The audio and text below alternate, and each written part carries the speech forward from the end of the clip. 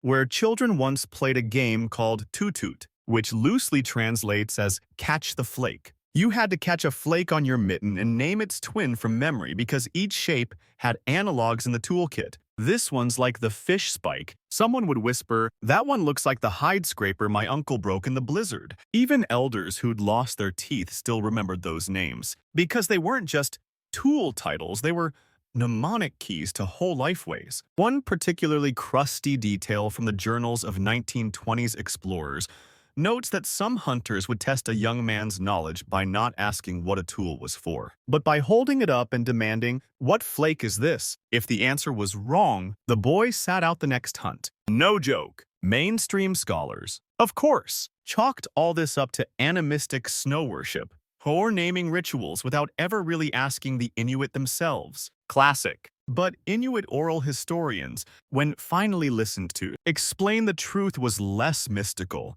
more practical and more poetic. Naming tools after snow wasn't about reverence. It was about fit. If the wind moved a certain way, the snowflakes took on radial structures, tiny six-pointed stars. You name your harpoon shaft Nutagalik after the flake that falls sideways when it's -22. Why? Because that harpoon moves sideways in crosswinds. Simple, but beautiful. You press your palm into a drift now, lifting it slowly. The crystals sparkle, already melting in your hand. One of them looks familiar. A six-armed pattern with one tip crooked. That, someone once said, is the ill-tempered dog snowflake. The tool it named, a bent chisel used to pry frozen meat off a seal spine. Not fancy, but useful. Quirky fact. Some flakes that looked like suns were said to carry bad luck. One snowflake in particular, broad, flat, and shimmering like mica, was believed to resemble a blade cursed to never cut straight. So guess what? They didn't name their knives after that one. Superstition with a sharp edge. You settle beside an imaginary fire now, the cold easing off just a bit. Across from you, an elder you'll never meet lifts a smooth slate blade and smiles. The word he whispers isn't translated in any textbook, but in that breath, in that snowflake, you feel it.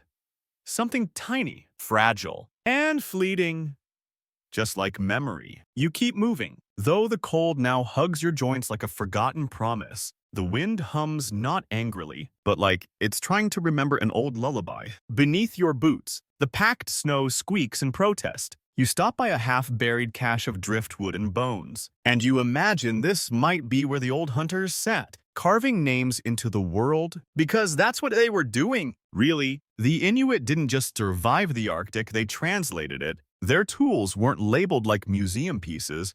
They were named like verses from the sky. And those names, they weren't arbitrary. You squat beside a worn scraping tool. The handle is etched with a series of sharp angled notches, not decoration, not tally marks. These are stylized snowflake arms, each one representing a type of icefall. This tool's name, passed in whispers, was sikukpanak, which loosely means snow like broken glass over sleeping water. Historians still argue whether these names were standard across regions or if every family had their own icy dialect. Some oral traditions say names shifted between coastal and inland communities. Others claim tool names changed, depending on which child inherited them. What's not debated? That tools mattered as much for identity as they did for function. You didn't just use your ulu. You inherited the one with that snowflake name used by that ancestor who hunted during the winter of the Great Dog Starvation. It wasn't unusual to hear an elder say something like, "This is Kanukak's scraper," not referring to the person who made it, but to the snow pattern the blade was named after, as if the snow itself forged the tool. You brush snow off another item, this one more elaborate. A bow drill, once used to start fire even when the air itself seemed too cold to burn. Its string is long gone, but the base still bears a carved flake. Wide-armed, almost floral, it's spun like this. You hear someone say in memory, just like the heavy flakes before a whiteout. The tool's name, Kanir Juarnak. The whiteout spinner, a reminder that sometimes even a fire starter is named for the storm. Now, here's something charmingly frustrating. There was no consistent naming system. Two hunters might have tools that looked the same but had wildly different names. Why? Because the naming wasn't visual, it was experiential. A snowflake that felt like the glide of a knife a drift that moved like a sled. It was all about match, emotional memory, like calling your bicycle left turn because of how it dumped you once in front of a bakery. You lift a piece of bone carved thin, meant to be a sewing awl. Around the top, barely visible, is a ring of pinprick holes. Some say these were made by children trying to gift the awl new names. Others believe they represented snowflake types the awl had passed through, a kind of frosty resume. And don't get it twisted, this wasn't some forgotten spiritual belief lost in the snowdrift of time. There are elders alive today who can still recite dozens of these names. They'll tell you the difference between a pukak scraper and a manilok knife just by running their fingers along the handle. One feels like soft powder, the other like wind-compacted slabs. That's the nuance. That's the poetry. You pause beside a stone ring used for anchoring tent ropes. It's crude but deliberate, shaped with a single chisel stroke through the center. You wouldn't expect this to have a name tied to snow, but surprise. This one was called Anurak, named after a snowflake formation that looked like a throat wide in the center, tapering at the ends. Why? Because when snow fell like that, it meant the wind was changing, and tents had to be secured differently. So yes, even anchoring stones were part of the snow language choir. Modern researchers didn't know what to make of this. Early anthropologists dismissed it as superstition. Others obsessed over quantifying how many words for snow actually existed. One 1940s paper claimed over 100. A later one insisted on 7. Then came the backlash. Maybe the whole many words for snow idea was a Western myth, a twist of linguistic exotification. But the truth, it's much simpler. The Inuit didn't need hundreds of distinct words for snow. They needed hundreds of ways to describe snow behavior, and naming tools after those behaviors. That was just another way to listen to the land. You shift your pack and keep walking. In the distance, low hills roll like frozen waves. The snow changes underfoot, no longer powder, but the brittle crust of wind-drifted fields. And you think of a tool used here, once upon a thaw, a bone hook for pulling fish through holes in the ice. Its name, Tumiak, meaning snow that resists and then yields. A fish hook named for stubborn snowfall. That checks out. Quirky fact. Some elders would rename their tools after major life events. One tale tells of a skinning blade originally called Paxi, or bright snow glare. But after the hunter used it during a fatal wolf attack, he renamed it Alikunak, the snow that disappears behind you. A memory, a shadow. You reach the top of a rise and see nothing but blank white for miles. No trails, no sled grooves, but you feel them. Buried beneath the hush of snow, tools waiting to be remembered. Names lost in translation. In the folds of drift, in the corners of carvings, you blink, and a snowflake lands on your sleeve, wide-armed, flickering, beautiful. You don't know its name, not really, but somewhere, someone once did. And maybe, just maybe, it named their only fishing spear. The wind quiets as you descend the ridge, your breath fogging the air like a trail of thoughts you didn't mean to speak. Below you, a frozen inlet sprawls in soft blues and whites, an ancient hunting ground once bustling with life, now as still as a held breath. And yet, this place remembers. You kneel by a patch of uneven snow, the surface sculpted into tiny ridges by the breeze. One flake lands on your glove, an almost perfect six-armed crystal. Nothing too fancy, but its shape is familiar, and that matters. Because tonight, you've learned that for some Inuit hunters, a snowflake like this might not just remind them of cold, it might be the name of their skinning blade. That tool, sharp and crescent-shaped, used to clean seal hides, wasn't just called a knife. It might be known as kamaniktuk, meaning the flake that falls like silence onto glass. It's a little dramatic, sure. But then again, naming your tools after snowflakes kind of invites a little flair. And this wasn't an isolated practice. You step into the past now, into the memory of a small hunting camp at the edge of this very inlet. You imagine 5 sleds tied down, a quollic flickering inside a snow hut, and a row of tools laid out beside the doorway, each with a name and a reason. One hunter reaches for his skinning blade, not the one called straight drift or piled flake. No, he grabs Tikiak, a name tied to a very specific snowflake. Thin arms, curved tips, and a habit of falling at an angle. Why? Because that's exactly how he uses the blade, angled. Precise, sliding under blubber with as little drag as possible. The blade's form and function are echoed by the snow it's named after. Not superstition, pattern recognition. Historians still debate whether these snowflake tool names were officially passed down or improvised by individuals. Some elders say names were whispered during hunts and only used within the family. Others suggest they were taught in apprenticeship. Like poetry recitations, we may never know. But one thing's certain, these weren't just nicknames. They were deep, sensory metaphors tied to a lived environment. You brush aside snow and uncover a stone blade, worn smooth by decades of weather. Its edges are uneven, sharpened too many times. But someone carved a symbol on it. 6 notches, spaced like snowflake arms. This one might have been called pualu, or flake with a heavy fall. Maybe it was used during storms. Maybe the hunter believed it cut better when the wind howled sideways. Maybe the snow told them something that science never did. Quirky tidbit. There's a recorded tale from northern Baffin Island about a young hunter who insisted on naming every tool after his favorite flake, a tiny, compact one with stubby arms. The problem? His flake looked nothing like the tools. His harpoon was long and sleek. His scraper, wide and flat. But he liked the name so much Nippet that he reused it on everything. Elders mocked him until the day he brought home 2 seals in a blizzard. After that, Nippet caught on in his whole camp. So sometimes, obsession wins. You move again. Hearing the faint squeak of compacted snow, the cold is numbing, but also kind of meditative, like your thoughts are being gently refrigerated. You're not just looking for tools anymore. You're following a language, one not written in letters but in frost. Another blade appears, this one shaped more like a chisel, not for cutting, but for splitting bones. Its name, Kakutiak, which means flake that breaks on impact.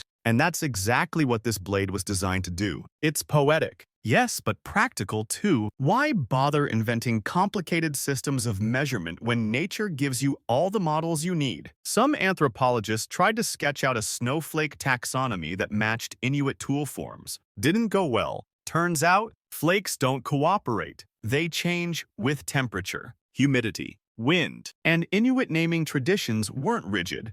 They adapted. A blade might be named one thing one year and something else the next. If the flake it resembled became rare, or if the hunter saw it differently after an accident, a death, or a dream, you reach the frozen edge of a narrow stream crusted with ice so thin it hums beneath your feet. You remember an old Inuit phrase whispered in a researcher's journal, "The best tools are those that remember how snow lands." That's a lot to ask from a fishhook. But maybe not from a people who've watched snow for thousands of years. Now, here's something you wouldn't expect. Some tools were named not after flakes in the sky, but after how flakes fell onto things. A flake that clings to seal fur, Nikirnak. One that bounces off driftwood without melting, Pixurok. And those names, they inspire the design of combs, fur brushes, even the paddles used for stirring seal fat lamps. Again, it's not the shape, it's the story. You lean back, imagining the work of naming something this way. It's not done in a rush. You don't name your blade the minute you sharpen it. You wait, you observe, you live with the tool. See what kind of snow it mirrors. You don't just name it once you name it after you know it. And yet, there were still rules. Some flakes were forbidden as tool names. One rare type of flake thin, needle-like. Cold as betrayal was believed to bring bad hunts. Naming a blade after it, that was practically a curse. The name Itkuliak was even scratched off one knife found in a burial site. The new name carved clumsily on top. Even practical people hedge their bets. You glance down at your gloves, a new flake lands there, broad, ornate, with crystal arms like branches. If you were to name your pocket knife after it, what would you call it? Something like Kuletu, the quiet, drifting watcher. Sounds like a weapon worthy of the snow. Your knees creak as you rise. The sound swallowed instantly by the thick Arctic hush. The frozen inlet fades behind you as you step onto a windswept flat where sled tracks used to crisscross in a geometric rhythm vanish, now, but not forgotten. Because this was once a kind of highway, not paved, but patterned, mapped by flakes, memorized by runners, and guided by names no GPS could dream of decoding. You kneel beside a piece of wood that juts from a snowbank. It's part of an old kwamutik, a traditional Inuit sled, its wooden runners bound with hide and flattened bones, now long warped by seasons of ice and thaw. But see that burn mark on the inside curve? It's not damage, it's deliberate. The mark resembles a snowflake's 6 stubby arms, each branching once, like a miniature sunburst. And it tells you something. This sled was known as silla tunic, snowflake, that scatters light in arcs. The hunter who named it had likely seen that exact pattern under low sun on flat ice flakes, sparkling like signal flares. Now, here's a kicker. Inuit sled runners weren't just built for strength. They were built for memory. A sled might be carved, bent, and lashed with features that mimicked the way certain snowflakes slid over different types of terrain. Pukitnak runners were slightly bowed and polished smooth, named after broad, fluffy flakes that skimmed across crusted snow without sinking. Irijuk runners had ridges underneath named after flakes that bit into the ice. Historians still debate whether these snow names were passed down orally or embedded in the build itself. Some argue sled runners were made to match the personality of the flake they were named for, like one sled with sharply angled runners called takuk, after the flake that streaks sideways when storms scream in from the west. And it wasn't just about movement. It was about guidance. Inuit sleds often followed hard-packed trails where snow had crusted into ridges. Those ridges reflected light differently depending on what type of snow had fallen. So sleds weren't just steered, they were navigated by memory of the flakes. You stop by a collapsed shelter, its ribs poking out from the drift like the bones of a whale. Nearby, an old sled harness lies frozen to the ground. On the underside, another flake carving. This one's different. Long arms, barbed tips, maybe kipugnak snow that falls in silence but cracks under weight. That particular flake was often used to name sleds designed for carrying very heavy loads like seal carcasses or whale blubber. Quirky note, some sleds were given 2 names, one for dry snow, one for wet. Elders claimed the runners behaved differently depending on which type of flake touched down. So your sled might be Tiriarnak in January and Anugiuk in March. Like seasonal nicknames for your truck. You keep walking. The wind nudges your parka, and suddenly a gust kicks up a swirl of powder. It drifts across the surface in spirals, and your eyes catch something in the way it moves. That flake curled, delicate, lifting sideways. Hunters used to call that one Kuviasuk, joyful flake. Tools named after it were usually associated with returning home. A sled runner. Yes, but also toggle fasteners, rope knots, even the carved handles of satchels used to carry a catch back to the village. Historians still argue whether Inuit people ever wrote down these snow names in any consistent way. Spoiler, they didn't need to. The snow taught them. The elders remembered. The tools carried the stories in their weight, their shape, and their scrape against the drift. You pause at a spot where the snow is pressed smooth and oval, like something once sat here a sled waiting for a hunter. And suddenly, you remember a tale an Inuit elder once told a researcher in the 1970s. A boy named Manik built his first sled and carved a flake onto its front. He called it Sunijuk, meaning the snowflake that dances before falling. His family laughed. That's a useless flake. They said, it doesn't stick. It doesn't pack. What good is that for a sled? But Manik replied, I don't want my sled to stick or pack. I want it to fly. That winter, he outpaced every hunter in the village, and from then on, Sunijuk wasn't just a flake. It was speed. There's a kind of poetic logic here.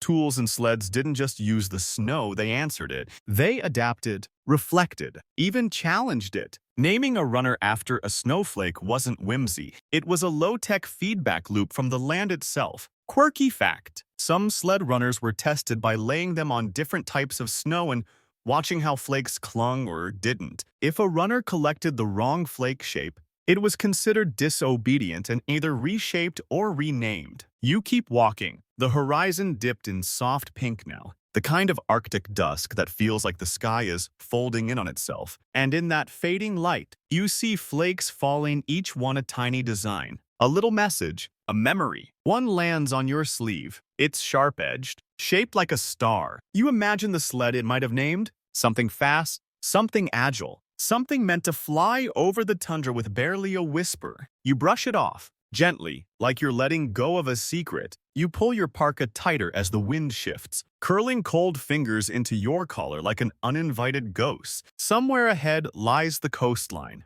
where sea ice groans beneath its own weight. But here, for now, it's just you and the memory of tools and the flakes that shaped them. You veer toward a shallow depression, its edges dotted with bone fragments and old leather straps. This was likely a working site where skins were scraped, boots stitched, tools sharpened. You crouch near the remnants of a stone platform, your eyes drawn to a tiny bone sliver half buried in the snow. It's thin, tapered at both ends, and pierced delicately in the middle. This is a sewing needle, not just any needle, an actual work of survival art. And yes, like everything else, it had a name far more poetic than needle. One such tool might have been called kniksuk, meaning the snowflake that clings to light but leaves no mark. Why? Because sewing needles had to be sharp but soft, precise but gentle, like snowflakes resting on a sealskin without damaging the grain. It's one thing to hunt a seal. It's another to stitch the skin into waterproof boots that won't betray you in the wet cold. The needle's snow name reminded the seamstress of how it should behave, not just what it should do. Historians still puzzle over whether each tool had one fixed name or if the names shifted over time, based on weather, performance, or honestly, mood. Some elders claimed they renamed needles when they broke and were repaired. Others say a needle could have three names: the flake it resembled, the one it moved like, and the one it should have been. That last one was for hope and maybe a little shade. You hold the broken needle gently, squinting at a faint etching near its base. 6 arms, a swirl in the center. That's a pattern Inuit weavers called kapialuk, the flake that resists melting, even when it lands on skin. The needle named after it was meant for cold stitching outer garments, threading through thick, frozen sinew without breaking. Here's a slightly hilarious detail. In one Arctic community, needles used for children's clothes were named after the smallest flakes of the season, ones that often went unnoticed. The idea was, let the child's stitches be light, like flakes that don't disturb the snowdrift, which is beautiful, but also a little passive-aggressive. If you're trying to learn how to thread something through a bone button, you move to a pile of scrap leather stiffened with age. Hidden beneath it is the handle of a larger tool, an awl, or maybe a punch. Its edge is worn, but the name is scratched clearly: Oppernock. That's flake that falls straight and fast, a reminder that the tool was made for strong, decisive punctures. No wobbling, no hesitation, just like the flake it was named for. Quirky fact: some seamstresses claimed they could tell when a needle was wrong for a job just by placing it on snow and watching how the flakes landed on it. If the snow stuck in chaotic clumps, the needle had bad intention. If it stayed clean just one flake at a time, it was truthful. Now, that's some couture-level precision. You look up as the wind picks up again. Flakes dance in the air now, swirling, not quite falling, not quite staying. Some form tight, lacy wheels. Others resemble sharp barbs, like microscopic axes. You realize, if you'd grown up here, each flake you're seeing now would have a name, not just as a weather event, but as a design guide, a whisper for which tool to use and how to use it. This wasn't just art. This was engineering, functional, field-tested, frost-approved. You remember a tale from an old journal? A young woman named Tikigak was famous for her sewing. She refused to use any needle not named after Tukirk, the flake with wide arms and a broken center. People thought it was odd. That flake meant fragile at the core, but she insisted her stitches were stronger because she honored the fragility. One season, she stitched a parka for a hunter who fell into an ice crack, and the seams held until rescue. After that, everyone wanted a Tukirk stitch. You move again, slower now. The snow has thickened, not in volume, but in silence. Each flake a hush, each breath a cloud. You pause to rest on a patch of high ground, watching flakes land on your gloves like tiny visitors from a higher language. It's not hard to imagine why the Inuit saw such value in these fleeting shapes. When everything else disappears, treks, stars, even the sun snowflakes still show up, small, soft, but speaking. and those whispers became tools. You find one last object before you rise. A broken needle case made of driftwood, lined with fur. Along its rim, etched with careful hands, is a band of snowflake symbols, each one slightly different, like a needle family, or a legacy of quiet design. You close the case gently and stand, the cold pressing in again, but somehow it doesn't feel so harsh now, because around you, in every flake, there's a story, a name, a tool, and maybe even a quiet kind of comfort. The cold sharpens again as you crest another low rise, and beyond it, the sea opens like a cracked mirror, shards of flow, ice bobbing in slow rhythm. The wind carries the salt-tinged breath of winter across the land, brushing past your cheeks like a memory you didn't know you had. You descend toward the edge of the ice, where hunters once stood for hours waiting, watching, listening. Here, it wasn't just patience that kept them alive, it was attention. And among the most revered tools in this frozen theater of stillness, the harpoon. But not just any harpoon. Not one you pick off a wall and throw into the void. No, this one. This one has a name. You kneel beside a fossilized wood shaft, its tip long gone but its form unmistakable. Carved into the base, faint now, is a six-pointed design, not a flower, not a star, a snowflake. One with short barbs and a solid hexagonal core, the kind that drops during mid-thaw, unpredictable, sharp-edged, hard to pin down. They called this harpoon Nick, loosely translated, the flake that strikes and stays. It's poetic, yes, but don't let that fool you. The name was a tactical choice. Harpoons weren't just weapons.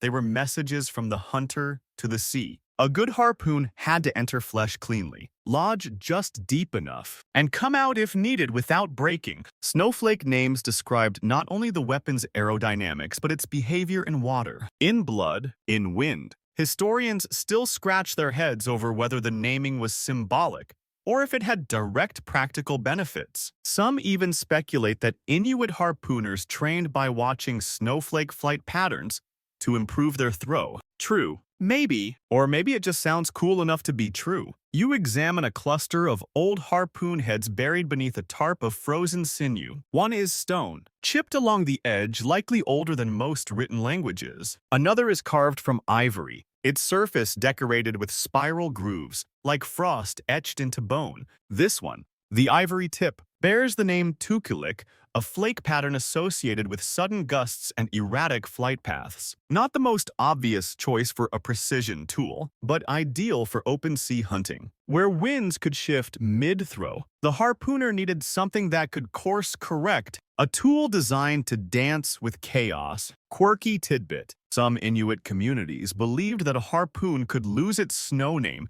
if it failed to land a catch after 3 attempts. The hunter would then ceremonially wipe the flake from the shaft, sometimes with seal blood, sometimes with snow, and rename the tool according to its new behavior. One famous case, a harpoon originally called Sekuliak flake that slices was renamed Kilanak. Flake that spins after it tumbled mid-air during a whale hunt and somehow still landed true. Go figure. You move toward the edge of the ice where thin cracks slither like veins across the surface. It's easy to imagine a hunter kneeling here, waiting motionless for hours. And when the seal's breath finally broke the surface, the snowflake-named harpoon would be lifted not with force, but with intent. Each part of the weapon could bear its own flake. The shaft might echo Chinook snow that falls softly but binds tightly. The head might mimic Ikiak flake with hollow center, suggesting a deep but fleeting puncture. Even the sinew binding the barbed tip could carry a name, Puilaktuk, flake that clings and refuses. And yes, this meant that sometimes a single harpoon had 3 flake names, one for balance, one for purpose, one for fate. You might be asking yourself now, did this make the tools better, stronger, sharper? Well, maybe not in a physics sense, but better used. Absolutely. Because naming a tool like this wasn't just about identity, it was about relationship. You didn't hurl a harpoon into the sea, you asked it to do something. And snowflakes, those tiny masters of behavior, were your guide. There's a recorded case from the early 1900s of a harpooner named Ulapik, who insisted on naming every weapon, only after flakes that melted unevenly. Why? Because he believed the asymmetry mirrored his throws slightly off but always landing right. His most successful harpoon was named Poetic flake that spins twice, then stops. And here's the wild part. Some harpooners use snowflake charts, drawn in soot on stretched hide, to decide when to throw. Not because they were fortune-telling, but because they believed the air carried specific flake personalities. If the flakes didn't match the harpoon's spirit, the throw would fail. That's next-level weather forecasting. You rise again and peer out over the ice, now awash in the lavender hue of evening. Snow begins to fall just lightly. A few flakes drift onto your sleeve. One is perfect,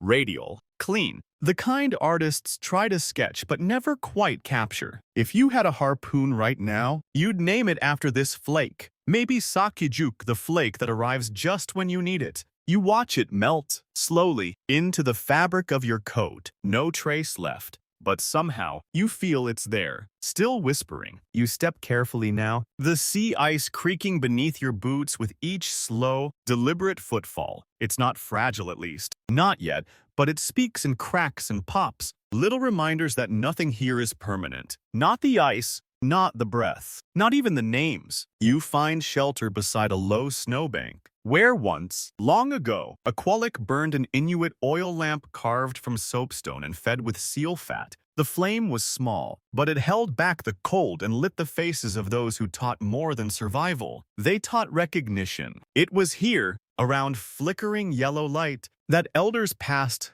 down snowflake patterns not from scrolls or books, but from soot. Soot, of all things. The residue of warmth and oil became the ink of Arctic wisdom. A stretched hide would be pulled tight. The elder would light the lamp, then use a caribou rib to trace in the lamp's soot. Not letters, not numbers, just shapes, six-armed flurries. Tiny forks, swirls, some barely different from each other, others wildly distinct. Each flake was drawn slowly, with intention. Then beside it, a corresponding tool, a curve, a blade, a hook, not labeled, just aligned. The child watching would nod, mimic the flake with a finger in the snow, and name the tool aloud. This was called Nunakatigingnik, the act of matching earth things with sky things. Historians still debate whether these soot-drawn snowflake charts were universal or local. Some believe they were deeply personalized, each family keeping their own set of associations. Others suggest regional consistency, at least for certain common tools. Either way, the knowledge wasn't random. It was curated,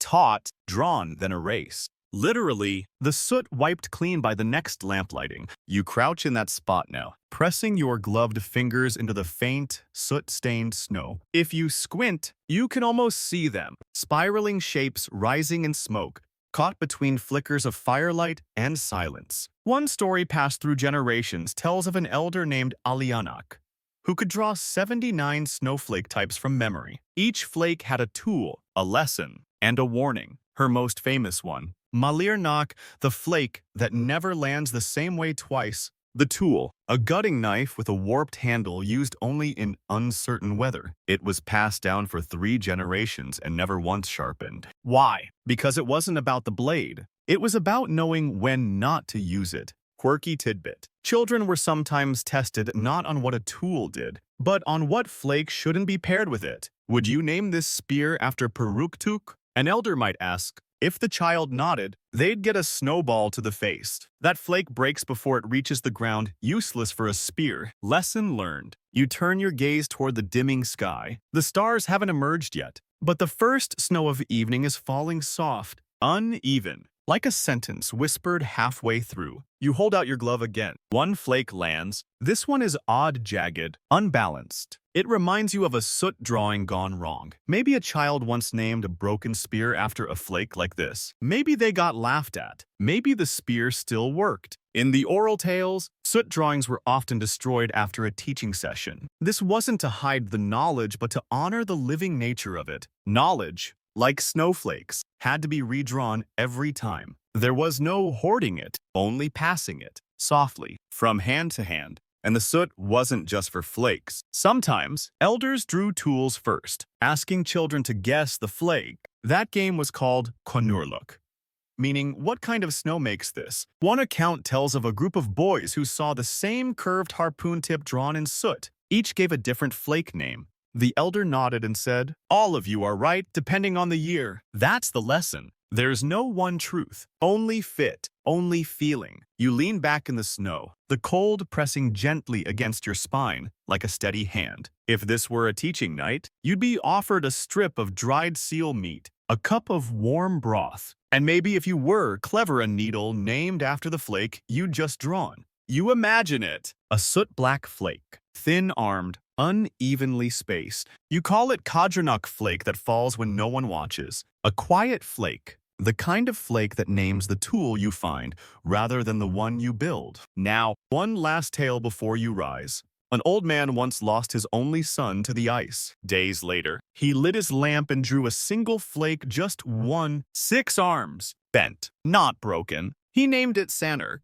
The next day, he carved a new tool, a bone scraper, and etched that flake into the handle. He never used it, just kept it by the lamp, waiting for the snow to return. Not all flakes were for function. Some were for remembering. The air thickens now not with snow, but with silence. That deep, wool-wrapped kind of silence you only get when the wind decides to rest and the flakes descend like slow confessions. You pull your hood a little tighter and glance around the white horizon. Everything looks the same. And yet, if you listen closely enough, you'd hear the difference. Because here, snow isn't a single thing. It's 100 things, maybe more. You've heard it before, the old claim. The Inuit have 50 words for snow, or was it 100? Or maybe just 7. The numbers change with the storyteller. So let's be honest, nobody actually agrees. Historians still argue whether that infamous phrase is a linguistic fact, a colonial exaggeration, or a catchy headline that refuses to melt. But what matters here,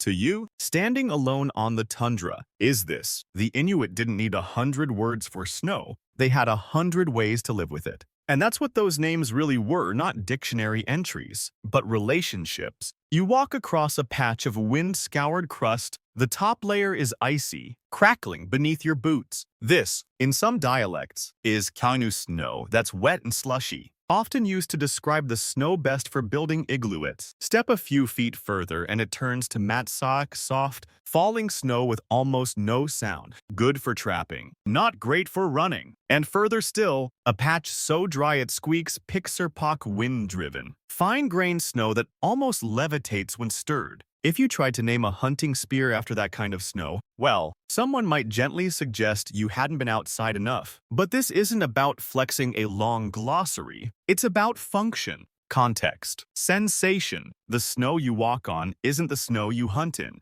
and that isn't the same snow you boil for water. Some terms focused on texture, others on depth, or density, or how the snow interacted with light, wind, footsteps. Some were verbs, some were states, and a few were tool names in disguise. You come across a narrow ridge now, its sides swept clean by the wind. Along the base is a dark patch where a sled once scraped too deep. The snow there has a different name too. Some elders call it Sulernik crushed snow that remembers weight. It was considered unlucky to step on it twice, not because of spirits or curses, but because it meant you weren't paying attention. And that's the real secret to these many words for snow. It wasn't about expanding vocabulary. It was about sharpening awareness. You weren't just looking at snow. You were reading it, like a story that never ends, or a language that never sits still. One passage from a 1980s journal describes a child's lesson. They were told to walk 10 meters and name every snow variation underfoot. Not just with words, but with descriptions, memories, and if they could, the tools each reminded them of. The soft snow near the entrance to the hut, conic snow in the air before it touches ground, used to name the soft-spoken scraper tools, passed to children. The harder crust near the food cache, aputi snow on the ground, often used to describe sled runners built for long hauls. Quirky fact. Some families kept snow journals in the form of carved driftwood boards. Each carving resembled a flake or texture pattern and was tied to a season, a storm, or a particularly memorable hunt. It wasn't just a record, it was a forecast. You glance down. The snow under your feet feels different now. Not crunchy, not soft. it clings. Just a little. That might be Kania lock sticky, thin snow that doesn't let go of your boots. You imagine someone long ago naming a fishing lure after it.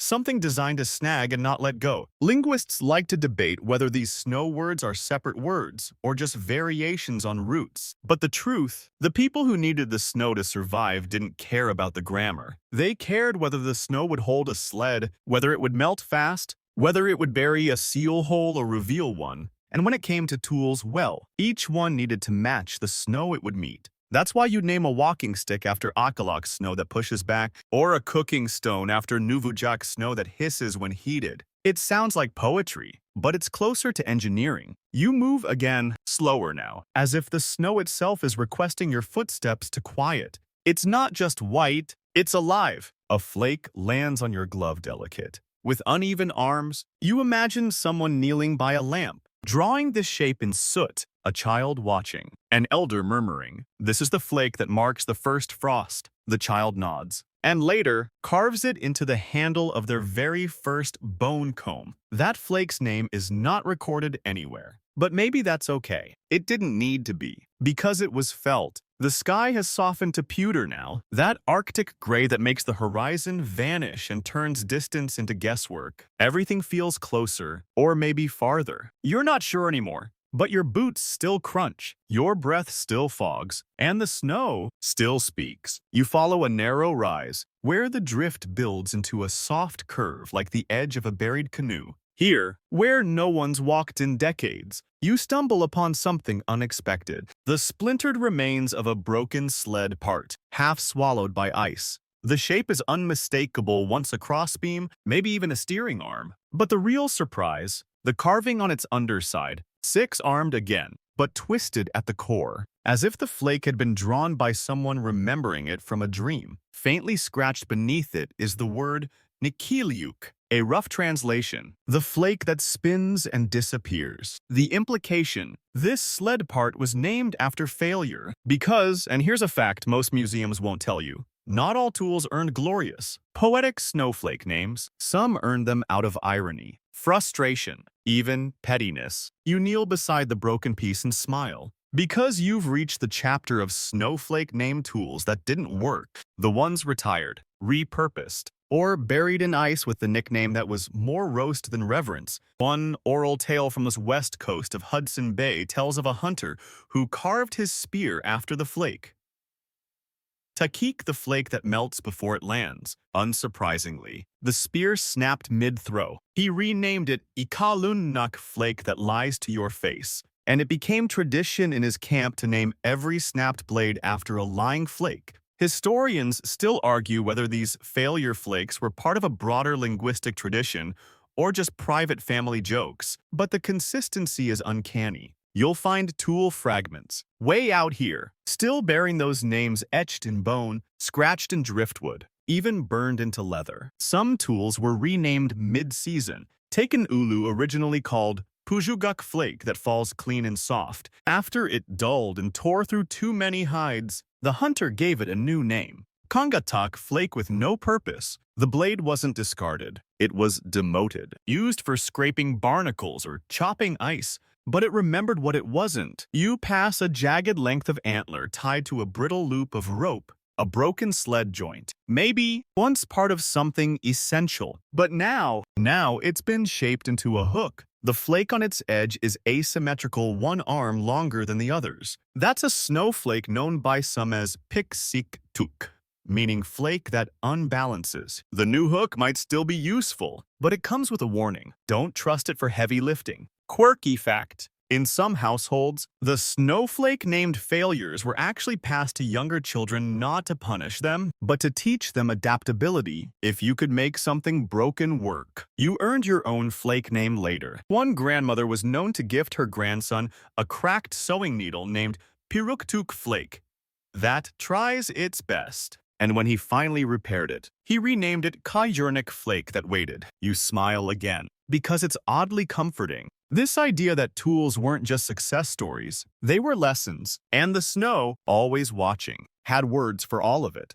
Another broken item lies half buried under a rock overhang. A bent knife handle, its edge warped beyond usefulness. But instead of being discarded, it's been carved into a game piece. Kids likely used it in a guessing game, flipping it over in the snow to match it with flake patterns drawn with sticks. Its name? Tick-your-knock flake that bounces twice before disappearing. Not useful for cutting, but apparently very entertaining for making up rules. This was the Arctic approach. If it fails, rename it. If it breaks, repurpose it. If it won't work the way you planned, match it to a flake and let it find a new fate. Even ruin had a place in the snow language. And sometimes, names were chosen before the tool broke. A way of taming bad luck. Superstition. Maybe. Strategy. Definitely. You might name your sled after a brittle flake, just to dare it to fall apart. Some hunters believed that giving your tools unlucky names would fool misfortune into passing you by. One such sled documented in the early 1900s was named Tick-your-knock flake. That disappears under pressure. It made 35 successful trips, only broke once, and even then, the story goes, it happened right outside the village within walking distance of home. That name stayed on the sled forever. You rise, brushing snow from your knees, and look around this little graveyard of broken gear. It's not sad, it's honest. Because in a world where snow tells the truth, your tools do too. Even the cracked ones, especially the cracked ones, you walk on, and as flakes drift around you, some light, some stinging, you wonder, if you were a tool, what kind of snowflake would name you? And more importantly, what would happen if you changed? The light is thinner now, as if the sky's wick is burning low. Shadows have faded into the snow, leaving only the soft breath of wind and the hush of falling flakes. You pass through a narrow valley carved by time and frost, where the snow behaves differently, smoother, quieter, as though even the air has grown reverent. It's here, in this pocket of stillness, that you witness something strange. The snow at your feet glows faintly, not from any magic or mystery, but from the way moonlight hits it. Tiny crystals scatter light in all directions, each flake a miniature mirror casting pale reflections that seem to pulse with each step you take. This is where tool naming takes a turn, because while many snowflake patterns were named by day, watched as they fell, or studied under soot drawings, some only revealed their true character under moonlight, and that changed everything. You stop and kneel, cupping your gloved hand under a falling flake. Under the dim gray light, it looks almost invisible, just a smear of shimmer. But tilt it just right, and the arms flash like sparks. Not symmetrical, not tidy, but alive. Some elders called these sealskin, flakes of reflection. They weren't common, but when they appeared, tools that mirrored their shimmer were given new names. Even if they'd had names before, historians still argue whether these moonlight-based names were rare, ritualistic, or purely practical. Some say they were only used in coastal villages during long polar nights, when daylight vanished for weeks. Others suggest these names were used specifically for tools intended for night hunts or emergency travel tools built to work in silver light, not sun. You find a stone scraper now, half hidden in the snow. It's small, blade blunted, clearly not used in years, but etched faintly across its curve are short, sharp snowflake arms drawn at an angle, each tipped like a hooked star. This flake, it's called Aunarnik flake, that reveals itself only when watched sideways. The tool, then, was not just for cleaning hides. It was for recognizing detail, used by seamstresses and carvers who worked by the soft light of moon or flame. You can almost see the dim flicker of a kulik beside it, casting shadow and shine on the same surface. The tool's moonflake name guided not just how it was used, but when. And there's something poetic in that, this idea that a snowflake can change depending on how you look at it. That a tool might only become itself under the right light. Quirky fact. Certain tools weren't given names at all until a full moon. Not for superstition, but because moonlight revealed flaws, sunlight hid. A slight bend in a spear shaft, a subtle twist in a bowstring. The snow, lit silver, made these details visible. Once seen, the tool could be named appropriately, often after a flake with similarly tricky behavior. One oral tale tells of a hunter who waited 3 nights for moonlight to name his sled. He'd carved it carefully, mimicking the curves of a drift, But under the moon, the shadow of the runners showed a hairline split in the wood. He named the sled Flake that splits when brightened and reinforced the runners with seal bone. That sled lasted 10 winters. You pass a patch of packed snow that sparkles under your headlamp, and you notice the odd patterns that emerge. Flake shapes turning lopsided, their shadows forming crescents. You remember a term, kujak, the flake that borrows light. That name, it wasn't always for snow. It was sometimes passed to tools meant for navigation items used when the land was barely visible, when reflection and shadow mattered more than trail markers. Bone compasses, star mirroring plates, even moon tracking notches carved into driftwood. These weren't mystical instruments. They were interpretive ones designed to echo the quiet guidance of moonlit snow. You slow your steps, breathing deep, the silence folding over your shoulders like a blanket. It's easy to see why so many snow names carried emotional weight. A flake that glows under moonlight isn't just a pattern, it's a reveal, a secret shown only to the careful observer. And the tools, they became part of that secret. Named not for what they looked like, but for how they responded in darkness. One grandmother told a researcher in the 60s that her bone sewing awl had no name until her husband saw it glint under the aurora. He said the flake it resembled was pilirnak, the one that glows from the inside. From that night on, the tool stitched only wedding clothes and burial garments, things meant to honor the light within. You reach a small rise and stop. The moon is climbing now, slicing silver through low cloud cover. The snow catches it in flashes. Some flakes scatter it wide. Others swallow it whole. And you realize not all flakes want to be seen. Some are content to fall unnoticed. And yet, someone once watched them, named a tool after them, passed that name down. It makes you wonder how many names have we lost simply because we stopped watching. You let a flake land on your sleeve and tilt your hand, searching for its truth in the light, not to name it, just to see it. The cold deepens, but it's the kind of cold that no longer bites. It simply is settled into your bones like a second skin, like something old and familiar. You walk slower now, not from exhaustion, but reverence. Each step feels like a page turned in a book that was never meant to be finished. And then you see it, off the trail. If you can still call this path a trail, is a mound of wind-packed snow that rises in an unusual way. Not quite natural, something lies beneath. You brush the surface carefully, the crust breaking with a delicate crick-crack like peeling parchment. Underneath is the corner of a flat stone slab, nearly buried. No tool here, no sled. Just the faint carving of a flake, one you haven't seen before. 6 arms, flattened tips, a lopsided center with tiny radiating lines. You stare at it for a long time. It feels older, more deliberate, as if whoever carved it had no interest in beauty, only memory. This, according to whispers in the oldest oral traditions, is the ikuriak, the lost flake. Not because it vanished, but because it named a tool no one ever found. It's a myth, really, or so most say. The story goes that long ago, before the lines between sea and land were fixed, a hunter carved a tool shaped like no other. A knife, some say, or maybe a harpoon. Others claim it wasn't a tool for survival, but one for marking time.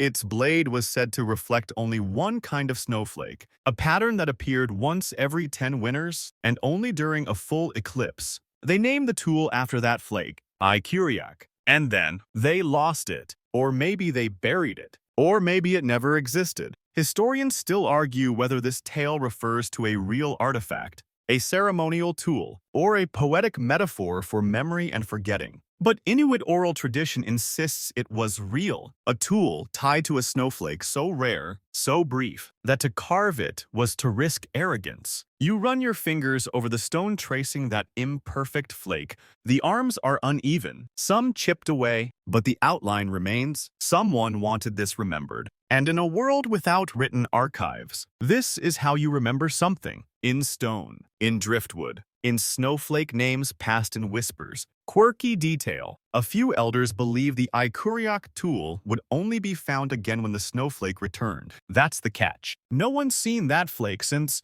but some say it did appear once near the turn of the last century. An old hunter on the western coast claimed to have seen it swirl across his mitten, settle on the rim of his lamp, and vanish before he could blink. He never saw it again. But afterward, he carved a small knife from caribou antler. On its hilt, the lost flake. He didn't call it ikuriak. He said that would be tempting fate. Instead, he called it kaujimavik, the flake that asks questions. That blade was passed to his daughter, and when it broke, she ground the pieces into dust and scattered them into the sea. You sit beside the stone now, the flake etched between your knees. You wonder, was the tool it named ever made?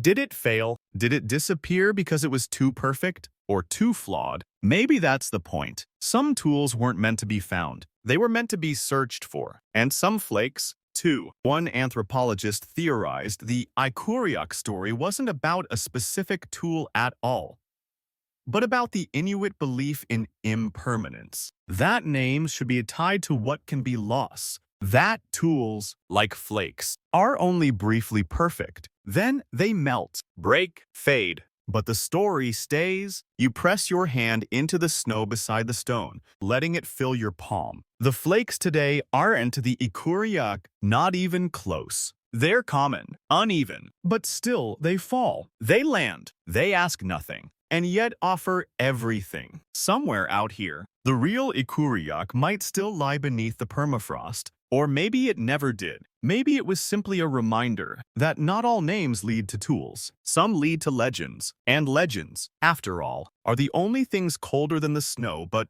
warmer than forgetting. The wind picks up, but not sharply. It rolls like a whisper across the snow, brushing your shoulders and tugging gently at your hood. The flakes dance sideways now, caught in a low swirl that curls through the valley like a secret too excited to stay still. Up ahead, you spot a scattering of round impressions in the snow, some shallow, others deep. They're not tracks, not traps, just markings made by hands, small ones. You kneel beside the nearest imprint, and sure enough, etched into the surface is a snowflake. But this one is drawn in quick strokes, less careful, more playful. It has 7 arms, or 5, you're not sure. Proportion wasn't the artist's strong suit. You grin, because this is the work of children. Back in the villages, especially in early winter when the hunting slowed and the sun hung low for weeks, kids would invent their own games using snowflake patterns. These weren't just snow angels or snowball fights. This was snowflake show and tell. One favorite, a game called Tunungwak. Loosely, name the tool. The rules were simple. Draw a flake in the snow, and your friends had to guess what tool it named. Bonus points if you made up the tool entirely. So a 7-armed flake might be for a super spear, a flake shaped like a fishbone, obviously, a hook that never misses. One flake that looked suspiciously like a chicken foot earned the name Kulik Destroyer. Total nonsense, but joyful. And here's where it gets interesting, because sometimes, just sometimes, those imaginary tools became real. There's a recorded case from the 1940s of a boy named Panic Pack who invented a tool in the game, something he described as a double-ended fish stringer that mimicked the fall of 2 mirrored flakes. He called it silaluonnak, flake that pulls from both sides. An elder heard the idea, found it clever, and carved a version using caribou tendon and bone. It worked, better than expected. The name stuck. It's still used in parts of western Nunavut today. Historians still debate whether these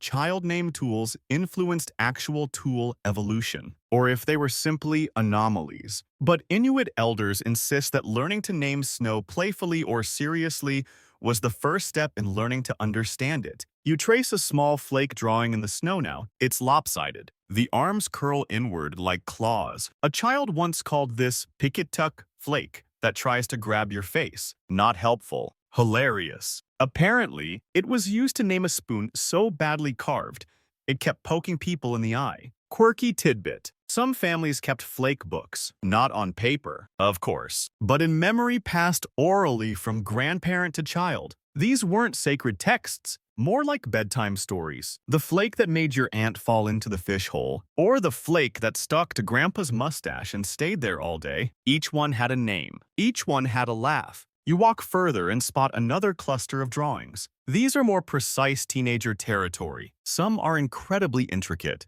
like mandalas scratched with sticks. Others are chaotic scribbles. One depicts a flake with 13 arms, all bent downward. That one, said to be the flake that eats knives. Legend had it that any blade named after it would disappear before the next full moon. A superstition. Maybe, but 3 kids lost their Ulus that week. Coincidence or cosmic justice? Who's to say? Some elders encouraged these games, others groaned, claiming, too many fake flakes spoil the real ones. But in every camp, there was that one older cousin who carried a carved snowflake chart and challenged others to name the match tool before dinner time. Loser had to fetch the water. And then there were the braggers. Those kids who insisted they'd found a new snowflake type one never seen before. They'd draw it slowly, with great ceremony, and proclaim, "This flake names my spear, and it always hits fish, even when they're hiding." The others would roll their eyes. You named your spear after a triangle.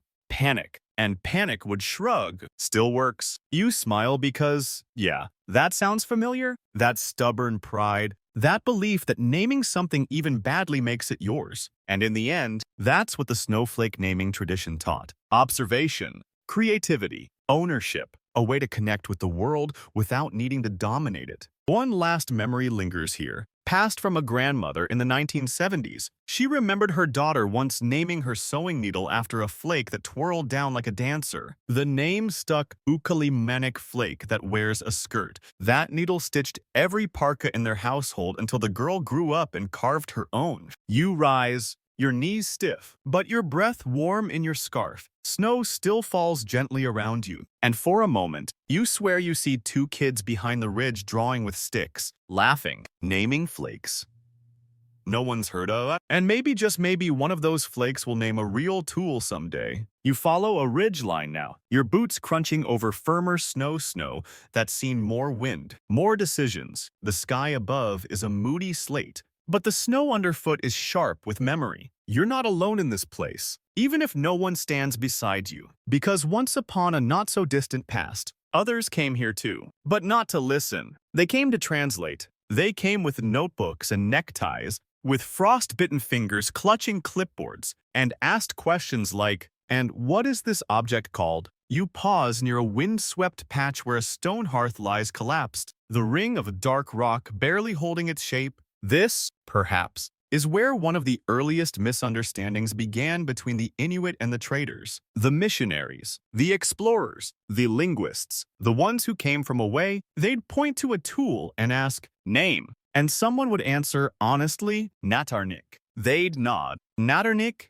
it was knife. Except it didn't, because Natarnik might mean flake that waits to fall, which was used to name a knife, but only that knife. The one owned by the hunter who used it in the first ice storm of the season, a tool named not for what it was, but for what it had seen. The outsiders didn't get that. They assumed everything had a fixed label, so they scribbled Natarnik Idelsa knife in their field notes, moved on, and repeated the mistake. Historians still argue whether these mistranslations were simple errors or symptoms of a deeper cultural blind spot, one that insisted every object must have one correct name, divorced from context, meaning, or snow. It got weirder. One 19th century missionary pointed to a soot drawing of a snowflake and was told the name Kailaktuk flake that glows. The local elder had been describing a kind of light pattern in moonlit snow, used as inspiration for naming a harpoon handle. The missionary translated it as God's beard. Seriously, that was written in the journal, underlined, twice. You wince, because once the snowflake tool names were filtered through foreign ears, they changed. They hardened. Tools once named after behavior, season, emotion were flattened into nouns, labels, loose approximations. Kirnik became blade. Piksik became snow, and Narnik somehow became demon. Still unclear how that leap happened. Quirky fact. One overzealous cartographer in 1923 tried to name every bay and ridge along the north coast of Baffin Island using what he thought were snow-related tool terms. He ended up labeling a fjord soap scraper harbor and a glacier falling fish needle. None of these were correct. Some Inuit elders still giggle about it. You crouch beside a collapsed tent frame, the lashings long gone but the bone anchors still frozen in place. On one, a snowflake carving, still visible. A visiting trader in the early 1900s reportedly saw such a flake and asked what it meant. He was told, "It is the flake that visits in pairs." He assumed the person was talking about twins, or maybe a weather pattern? In fact, that flake name referred to the snow that falls before a seal gives birth. Tools used during the seal birthing season were sometimes marked with that flake not to indicate ownership, but timing. Context. A layer of meaning that didn't translate well onto shipping invoices. You walk slowly now, retracing those early outsider footprints, not out of judgment, but understanding. They didn't mean to flatten the language. They just couldn't quite see what the Inuit already knew. That meaning in snowdrifts, that a tool's name can depend on wind, temperature, memory. It's said that some elders would offer different snowflake tool names depending on the mood of the person asking. If you were patient, thoughtful, you might hear the real name something like Kuriak flake that hums before dusk. If you were rushed or disrespectful, you got Yukupiak, flake that forgets. One woman reportedly named a tool Ulujiartuk, flake that disappears when stared at just to confuse a particularly persistent anthropologist. He recorded it faithfully, never knowing it was a quiet joke. You smile at that, because even amidst misunderstanding, there was play, resistance, wit, a way to guard knowledge without locking it up. You rise, brushing snow from your gloves. Overhead, a few scattered flakes begin to fall again. They're wide, clean, slow. You try to name one not with the words scribbled into dusty notebooks, but with the care of someone who's finally learning how to see. Maybe this one is Turarnuk, flake that returns when uninvited. A reminder, perhaps, that the past always circles back, but if you're quiet and careful, it might fall a little softer this time.